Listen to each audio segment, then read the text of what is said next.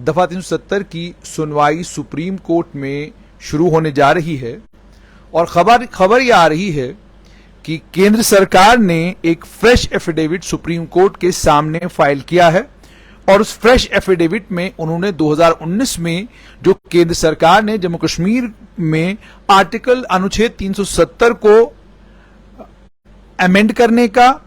और जम्मू कश्मीर को जो स्पेशल स्टेटस संविधान में था उसको खत्म करने का जो फैसला किया है उसे डिफेंड किया है। एफिडेविट जो है वो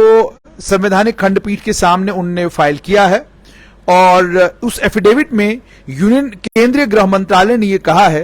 कि अनुच्छेद 370 के अमेंड होने के बाद, एब्रोगेट होने के बाद जम्मू कश्मीर में स्टेबिलिटी आई है, वहां पर शांति आई है, पत्थरबाजी अब खत्म हो गई है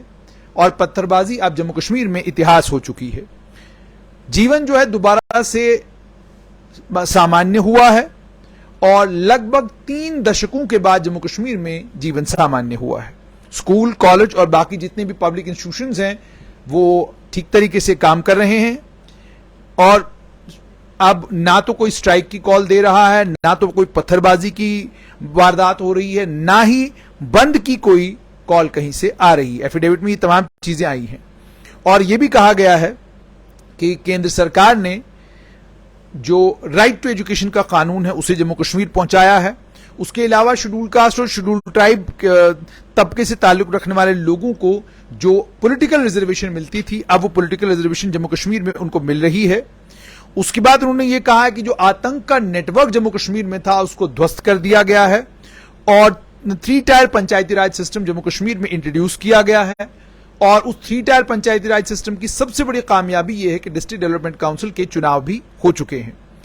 उसके बाद उन्होंने यह भी कहा है कि कश्मीरी जुबान हो, डोगरी हो, उर्दू हो, हिंदी हो, अब ये भी जम्मू कश्मीर की आधिकारिक यानी ऑफिशियल भाषाओं में से ऑफिशियल भाषाएं हैं। और इसमें यह भी कहा गया, ये जो रिस्पॉन्स है उन 20 पिटिशंस का जो सुप्रीम कोर्ट के सामने है, जिसमें अनुच्छेद 370 को अमेंड जो किया गया है उसे चैलेंज किया गया है और चैलेंज करने के बाद अब उसकी सुनवाई जो है वो शुरू होने जा रही है। यह भी आपको याद होगा कि जम्मू कश्मीर को 2 केंद्र शासित प्रदेशों में विभाजित किया गया था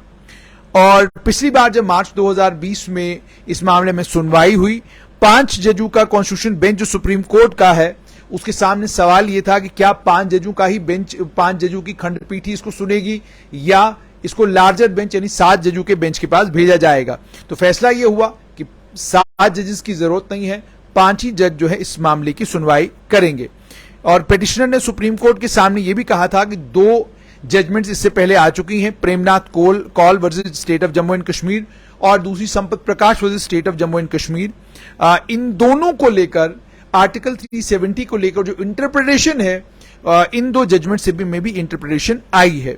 और उसके बाद अब इस मामले की सुनवाई जो है चीफ जस्टिस ऑफ इंडिया जो जस्टिस चंद्रचूड़ हैं, DY चंद्रचूड़, उन्होंने जब इसके बारे में मेंशन किया गया फरवरी के महीने में तो उन्होंने ये कहा था कि हम इस मामले की सुनवाई करना शुरू करेंगे और फाइनली ये फैसला लिया गया कि 11 जुलाई से इस मामले की 11 जुलाई कल है, पता चल जाएगा कि किस तरीके से इस मामले की सुनवाई आगे बढ़ेगी। अनुच्छेद 370 का जहां तक ताल्लुक है, अनुच्छेद 370 के अमेंड होने के बाद जम्मू कश्मीर 2 केंद्र शासित प्रदेशों में विभाजित हो चुका है। विभाजित होने के बाद केंद्र सरकार के तमाम जितने भी लॉज थे वो जम्मू कश्मीर पर लागू हो चुके हैं, डिलिमिटेशन हो चुकी है और आर्टिकल 370 के अमेंड होने के बाद 90 कॉन्स्टिट्यूएंसीज जम्मू कश्मीर में चुनाव होगा। अगमुट कैडर जम्मू कश्मीर कैडर को रिप्लेस कर चुका है और उसके अलावा सिर्फ इतना ही नहीं बल्कि देश के विभिन्न भागों से IAS ऑफिसर इस समय जम्मू कश्मीर में कार्यरत हैं। यानी इतना कुछ जम्मू कश्मीर में अनुच्छेद 370 के अमेंड होने के बाद बदल चुका है कि आर्टिकल 370 के ऊपर जो भी फैसला आता है उस फैसले का सीधा सीधा असर इन तमाम चीजों के ऊपर होगा। अगर सुप्रीम कोर्ट मानता है कि तरीका संवैधानिक था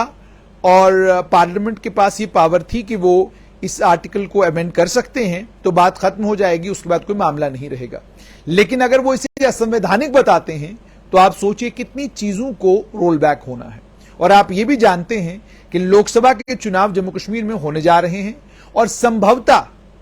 सबसे बड़ी चीज, मान लीजिए असेंबली के चुनाव भी अगर हो गए होते तो मामला और पेचीदा होता, क्योंकि आप एक असेंबली कॉन्स्टिट्यूट कर गए होते उस डीलिमिटेशन की बेसिस पर, जिस डीलिमिटेशन को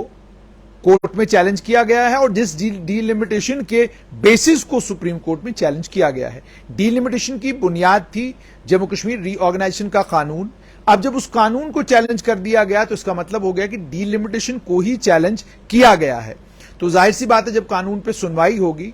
तो इस पर जब पहले भी जब कोर्ट में सुनवाई होनी शुरू हुई तो सवाल ये किया गया था कि जी मान लीजिए कल अगर आपने फैसला जो है ये दे दिया कि जो पिटिशनर हैं वो बिल्कुल सही हैं, तो क्या इतनी चीजें रोल बैक हो सकती हैं? तो उस पर सुप्रीम कोर्ट के जज साहिबान ने ये कहा था कि हां, तमाम चीजें रोल बैक अगर हो भी जाती हैं तो कोई आसमान उससे टूटेगा नहीं। तो फिलहाल अब मामला ये कि केंद्र सरकार ने अपना एफिडेविट सुप्रीम कोर्ट के समक्ष फाइल कर दिया है। मामले की सुनवाई कल देखते हैं क्या होता है, कैसे सुनवाई शुरू होती है। क्या लगातार इस मामले को सुना जाएगा या इस मामले को फिलहाल सुना जाएगा और फिर तारीख मिलती रहेगी, देखना, इन तमाम चीजों पर हमारी नजर होगी। लेकिन बड़ी खबर यह कि केंद्र सरकार ने एफिडेविट फाइल करके जो कुछ बदलाव जम्मू कश्मीर में पिछले 4 सालों में आया है उस सारे बदलाव का लेखा जोखा सुप्रीम कोर्ट के सामने रखा है और कहा है कि आर्टिकल 370 को अमेंड करने का जो हमारा फैसला था वो बिल्कुल सही था।